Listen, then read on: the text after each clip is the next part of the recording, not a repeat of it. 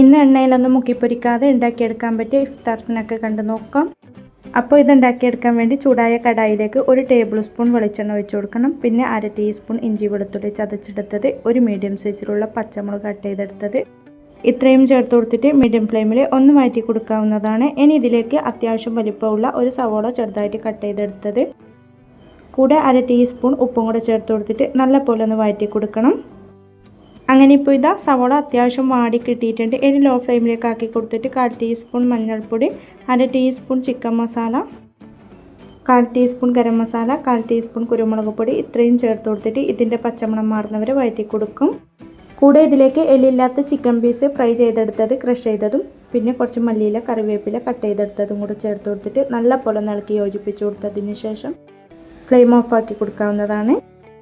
ഇനി മിക്സിയുടെ ചെറിയ ജാറിലേക്ക് 1/2 കപ്പ് ചിരവിയ തേങ്ങ, 5-6 ചെറിയുള്ളി, 3/4 ടീസ്പൂൺ വലിയ ജീരകം, 1/4 ടീസ്പൂൺ ചെറിയ ജീരകം ഇത്രയും ചേർത്ത് കൊടുത്തിട്ട് ഇത് നല്ലപോലെ ഒന്ന് ക്രഷ് ചെയ്തെടുക്കാവുന്നതാണ്.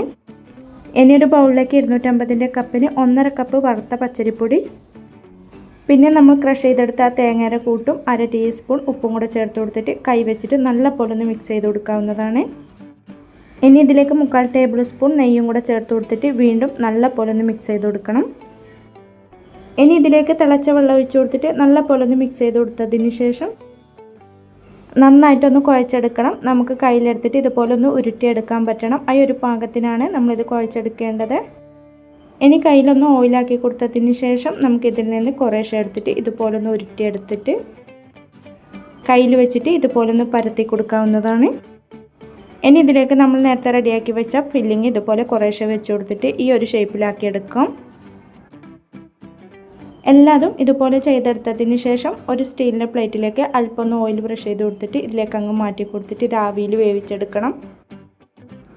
ഇനി മിക്സിയുടെ ചെറിയ ജാറിലേക്ക് 5-6 കാന്താരി മുളക്, കൂടെ 5 ചെറിയുള്ളി, ഒരു കൈപ്പിടി മല്ലിയില, കുറച്ച് പുതിന ഇല, കുറച്ച് കറിവേപ്പില, ഒരു കഷ്ണം ഇഞ്ചി കട്ട് ചെയ്തെടുത്തത്, 1/2 ടീസ്പൂൺ മല്ലിപ്പൊടി, 1/4 ടീസ്പൂൺ ഗരം മസാല, 1/4 ടീസ്പൂൺ ഉപ്പ്, പിന്നെ 2 ടേബിൾ സ്പൂൺ വെള്ളവും കൂടെ ഒഴിച്ച് കൊടുത്തിട്ട് നല്ലപോലെ അടിച്ചെടുക്കണം. ഇനി നമ്മൾ വേവിച്ചെടുത്ത ഓരോ കൽമാസും ഇതിലേക്ക് ഇട്ട് കൊടുത്തിട്ട് നല്ലപോലെ ഒന്ന് കോട്ട് ചെയ്തെടുക്കും. ഇനി 2 ടേബിൾ സ്പൂൺ ഓയിൽ ചൂടായതിലേക്ക് ഓരോ കൽമാസും ഇതുപോലെ അങ്ങ് ഇട്ട് കൊടുക്കാം.